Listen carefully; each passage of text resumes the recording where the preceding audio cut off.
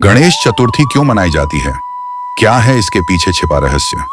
आज मैं आपको एक ऐसी कहानी सुनाने जा रहा हूं, एक ऐसी गाथा जो हजारों वर्षों से हमारे दिलों में बसी है, जिसकी गूंज आज भी हर हिंदू घर में गणपति बप्पा मोरया के जयकारों में सुनाई देती है।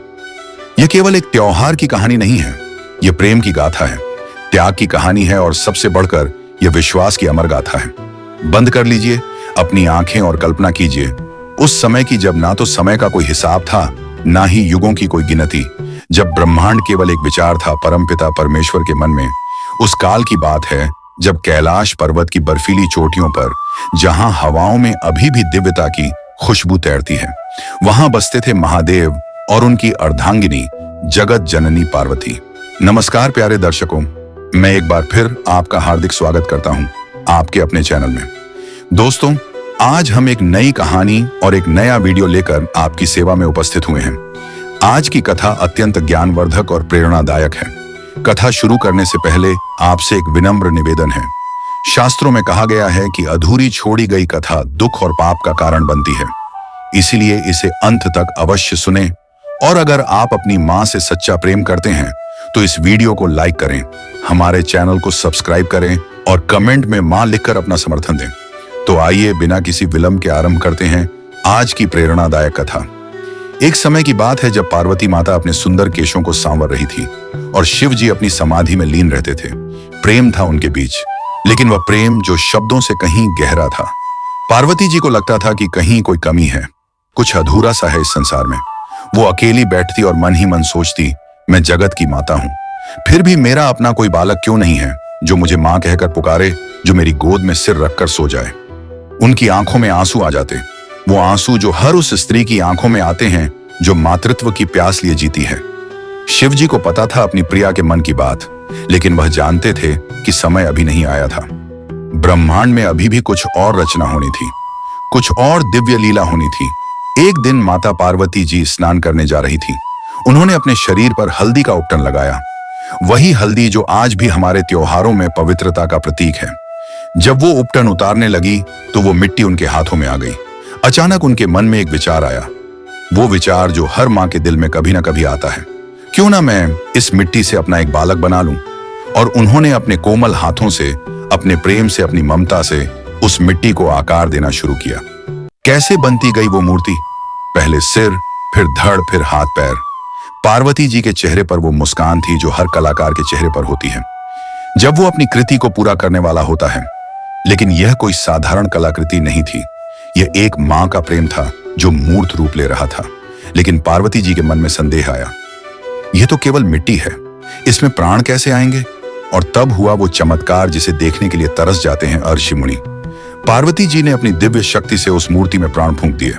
वाह, कैसा दृश्य रहा होगा वो जब उस मिट्टी के पुतले में सांस आई, जब उसकी आंखें खुली, जब वह उठा और मां कहकर पार्वती जी के चरणों में गिर गया। पार्वती जी की खुशी का क्या ठिकाना। आखिरकार उन्हें मिल गया था वो जिसकी तलाश थी, अपना बालक, अपना गणेश बेटा। पार्वती जी ने कहा, उनकी आवाज में अपार प्रेम था, तुम मेरे द्वार की रक्षा करना, जब तक मैं स्नान कर रही हूं किसी को भी अंदर आने मत देना, किसी को भी नहीं। जी मां, गणेश जी ने कहा, उनकी आवाज में दृढ़ता थी। मैं आपकी आज्ञा का पालन करूंगा। और वह जाकर द्वार पर खड़े हो गए, अपनी मां की रक्षा के लिए, अपनी मां के आदेश का पालन करने के लिए। कुछ समय बाद आए भगवान शिव। उनके माथे पर तिलक था, गले में रुद्राक्ष की माला और चेहरे पर वो गंभीरता जो सिर्फ महादेव के चेहरे पर हो सकती है। वो अपने घर आ रहे थे अपनी प्रिया पार्वती से मिलने, लेकिन द्वार पर खड़ा था एक बालक जिसे वो पहले कभी नहीं देखा था। कौन है तू? शिव जी ने पूछा। उनकी आवाज में आश्चर्य था, लेकिन कोई क्रोध नहीं। मैं गणेश हूं, बालक ने गर्व से कहा, माता पार्वती का पुत्र, और मैं आपको अंदर नहीं जाने दूंगा, मां ने मना किया है। शिव जी मुस्कुराए, बेटा मैं इस घर का स्वामी हूं, पार्वती मेरी पत्नी है, मुझे अंदर जाने दो। नहीं, गणेश जी ने दृढ़ता से कहा, मां ने कहा है कि किसी को भी अंदर नहीं जाने देना, और मैं अपनी मां की बात का सम्मान करूंगा। अब यहां था वो मोड़ जहां दो धर्म आमने सामने खड़े हो गए थे। एक तरफ था गणेश का धर्म, अपनी मां की आज्ञा का पालन, दूसरी तरफ था शिव का धर्म, अपने घर में प्रवेश का अधिकार। दोनों सही थे अपनी जगह पर। गणेश सही था क्योंकि वह अपनी मां की बात मान रहा था, शिव सही थे क्योंकि वह अपने ही घर में जा रहे थे। यही तो है जीवन का सबसे बड़ा धर्म, संकट जब दो सही चीजें आपस में टकराती हैं। अंतिम बार कह रहा हूं, शिव जी ने कहा। अब उनकी आवाज में गंभीरता आ गई थी। मुझे जाने दो, कभी नहीं। गणेश जी ने अपना गड्ढा उठाया। जब तक मां नहीं कहती तब तक आप यहां से नहीं जा सकते। और फिर हुआ वह जो नहीं होना चाहिए था। पिता और पुत्र के बीच युद्ध शुरू हो गया, लेकिन यह कोई साधारण युद्ध नहीं था। यह था धर्म और धर्म का युद्ध, कर्तव्य और कर्तव्य का संघर्ष। गणेश लड़े वीरता से। उन्होंने शिव जी के गणों को हराया, उन्होंने इंद्र को हराया, यहां तक कि ब्रह्मा जी को भी परास्त कर दिया। वह लड़ रहे थे अपनी मां के आदेश के लिए, अपने वचन के लिए, लेकिन सामने था स्वयं महाकाल महादेव। अंततः शिव जी ने अपना त्रिशूल निकाला। क्षमा करो पुत्र, वो बोले। उनकी आवाज में दर्द था, लेकिन उनकी आवाज में दर्द था, लेकिन तुम मुझे मजबूर कर रहे हो। और एक ही बार में, एक ही क्षण में गणेश जी का सिर कट गया।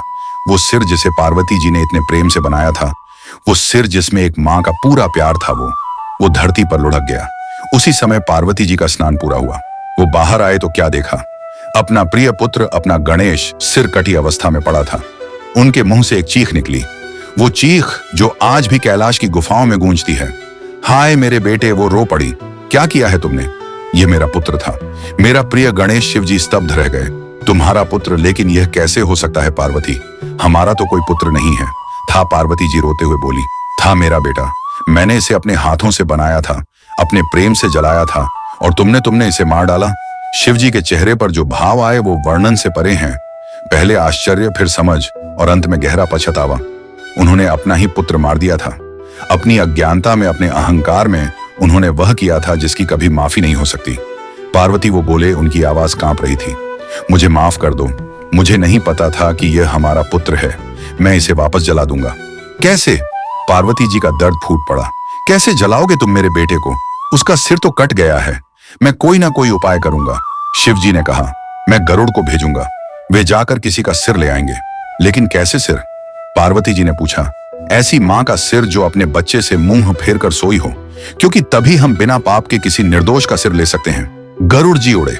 वो उड़े पूरे ब्रह्मांड में, वन से वन, पर्वत से पर्वत, नगर से नगर, लेकिन कहीं भी उन्हें ऐसी मां नहीं मिली जो अपने बच्चे से मुंह फेर कर सोई हो।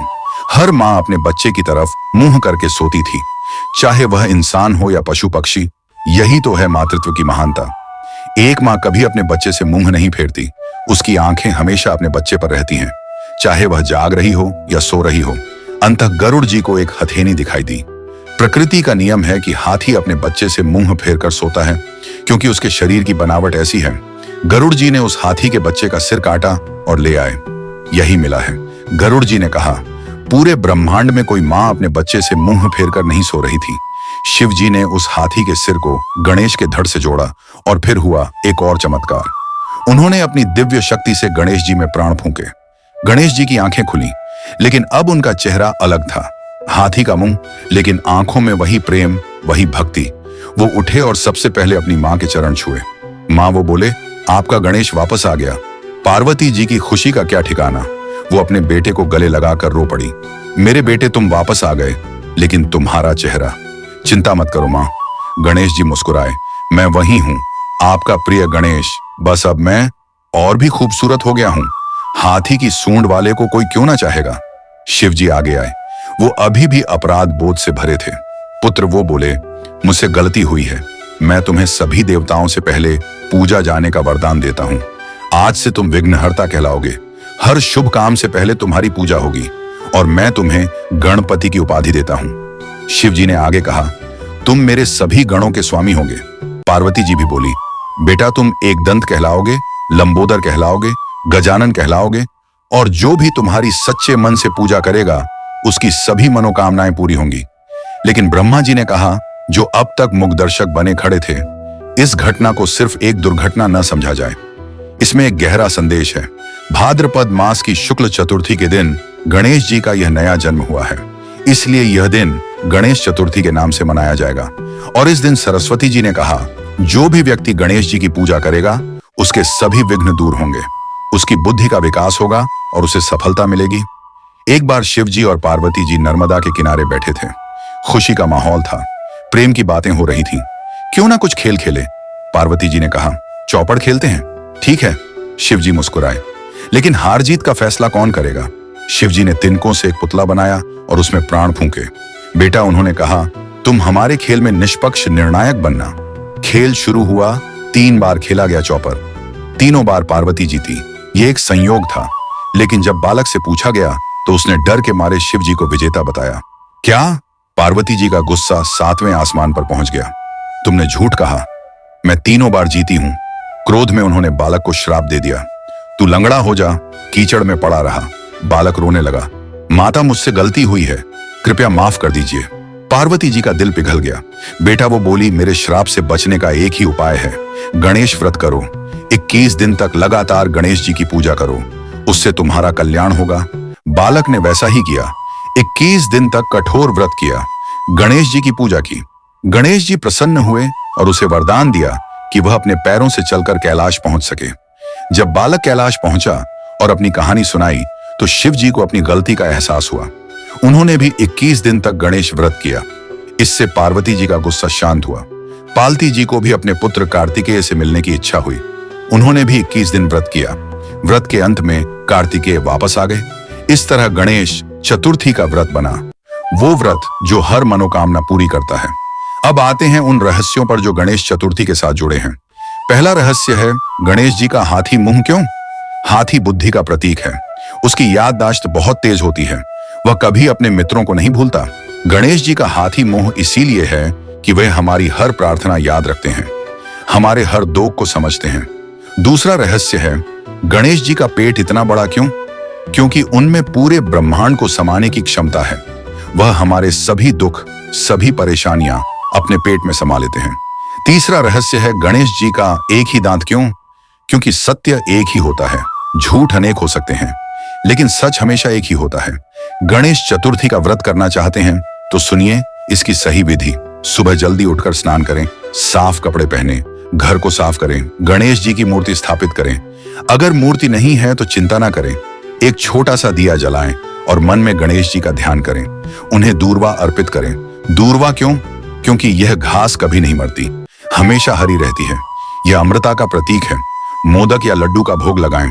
गणेश जी को मिठाइयां बहुत प्रिय हैं, लेकिन अगर मिठाई नहीं है तो कोई बात नहीं, जो भी आपके घर में है प्रेम से अर्पित करें। एक बार की बात है, शिव पार्वती ने अपने दोनों पुत्रों कार्तिकेय और गणेश के लिए एक प्रतियोगिता रखी। जो भी पहले पूरी पृथ्वी की परिक्रमा करके आएगा उसे एक विशेष फल मिलेगा। कार्तिकेय तुरंत अपने मयूर पर बैठकर उड़ गए। वह तेज थे, फुर्तीले थे, पूरी पृथ्वी की परिक्रमा करने निकले। गणेश जी सोच में पड़ गए। उनका वाहन था चूहा। चूहे से कैसे इतनी जल्दी पृथ्वी की परिक्रमा हो सकती है? अचानक उनके मन में एक विचार आया। वो अपने माता पिता के पास गए और उनकी परिक्रमा करने लगे। ये क्या कर रहे हो? शिव जी ने पूछा। मैं पृथ्वी की परिक्रमा कर रहा हूं। गणेश जी मुस्कुराए। आप दोनों ही तो मेरे लिए संपूर्ण संसार है। आपकी परिक्रमा ही पूरे ब्रह्मांड की परिक्रमा है। शिव पार्वती प्रसन्न हो गए। गणेश जी की बुद्धिमत्ता देखकर वे गदगद हो गए। जब कार्तिकेय वापस लौटे तो देखा कि गणेश जी पहले से ही विजय घोषित हो चुके थे। एक बार महर्षि व्यास ने गणेश जी से महाभारत लिखने को कहा, लेकिन शर्त यह है, व्यास जी ने कहा कि मैं जो भी बोलूं आप बिना रुके लिखते रहें। ठीक है, गणेश जी ने कहा, लेकिन मेरी भी एक शर्त है, आप बिना रुके बोलते रहें। लेखन शुरू हुआ। गणेश जी तेजी से लिख रहे थे। अचानक उनकी कलम टूट गई। अब क्या करें? व्यास जी रुकने का नाम नहीं ले रहे थे। गणेश जी ने तुरंत अपना एक दांत तोड़ा और उसे कलम बनाकर लिखना शुरू कर दिया। इस तरह वो एक दंत कहलाए। यह कहानी सिखाती है कि ज्ञान के लिए, शिक्षा के लिए हमें कितना भी त्याग करना पड़े करना चाहिए। गणेश चतुर्थी के दिन चांद को नहीं देखना चाहिए। क्यों? एक कहानी है इसके पीछे भी। एक बार गणेश जी अपने वाहन चूहे पर सवार होकर जा रहे थे। रास्ते में चूहे को सांप दिखाई दिया। डरकर चूहा अचानक रुक गया। गणेश जी गिर गए और उनका पेट फट गया। उन्होंने अपने पेट को बांधा और उस सांप को अपनी कमर में लपेट लिया। यह देखकर चांद हंसने लगा। गणेश जी को गुस्सा आया। उन्होंने चांद को श्राप दिया कि जो भी व्यक्ति गणेश चतुर्थी के दिन चांद को देखेगा उस पर झूठा आरोप लगेगा। इसलिए गणेश चतुर्थी के दिन चांद को ना देखें। अगर गलती से देख लें तो श्यामंत तक मणि की कथा सुने या पढ़ें। गणेश जी के 108 नाम हैं। हर नाम में एक गुण छुपा हुआ है। विनायक विशेष नेता, गणपति गणों के स्वामी, विघ्न हरता विघ्नों को हरने वाले, एक दंत एक दांत वाले लंबोदर बड़े पेट वाले, गजानन हाथी के मुंह वाले, मूषक वाहन चूहे की सवारी करने वाले, मंगल मूर्ति कल्याणकारी रूप वाले, हर नाम में एक शक्ति है। जब हम इन नामों का जाप करते हैं तो यह शक्तियां हमारे अंदर आती हैं। गणेश चतुर्थी केवल धार्मिक त्योहार नहीं है, यह सामाजिक एकता का भी त्योहार है। अमीर गरीब, छोटे बड़े सभी जातियों के लोग एक साथ आकर इसे मनाते हैं। गणेश जी के सामने सभी बराबर हैं। वो नहीं देखते कि कौन अमीर है, कौन गरीब। वो सिर्फ भक्ति देखते हैं, प्रेम देखते हैं। पंडालों में जब हजारों लोग एक साथ आरती करते हैं तो वह दृश्य अद्भुत होता है। उस समय लगता है जैसे पूरा समाज एक हो गया है। आज गणेश चतुर्थी सिर्फ भारत में नहीं बल्कि दुनिया भर में मनाई जाती है। अमेरिका, कनाडा, ऑस्ट्रेलिया, यूरोप, जहां भी भारतीय हैं वहां गणेश चतुर्थी का उत्सव होता है। विदेशों में रहने वाले भारतीय इस त्योहार के जरिए अपनी जड़ों से जुड़े रहते हैं, अपने बच्चों को भारतीय संस्कृति सिखाते हैं। गणेश जी इस तरह केवल भारत के नहीं बल्कि विश्व के देवता बन गए हैं। गणेश चतुर्थी की यह कहानी यहीं समाप्त होती है, लेकिन गणेश जी की कृपा कभी समाप्त नहीं होती। वह हमेशा हमारे साथ है, हमारे दिलों में बसे हैं। प्यारे भक्तों, हमें आशा है कि यह कथा आपके जीवन में सकारात्मक बदलाव लेकर आई होगी। कृपया इसे लाइक करें और दूसरों तक पहुंचाने के लिए इसे शेयर करें। अपने श्रद्धा भाव को कमेंट सेक्शन में गणपति बप्पा मोरया लिखकर प्रकट करें। इस कथा को अंत तक देखने के लिए आपका दिल से धन्यवाद। गणपति बप्पा मोरया, मंगल मूर्ति मोरया, गणपति बप्पा मोरया।